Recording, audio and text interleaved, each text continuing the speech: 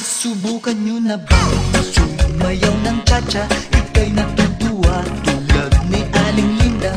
Habang naglalaba, sumasayaw ang lola. Nakangiti pa siya habang nagcha-cha-cha. Dahil ang cha-cha pampatanggal ng problema. Lagi ka pang nakatawa habang nagcha-cha-cha.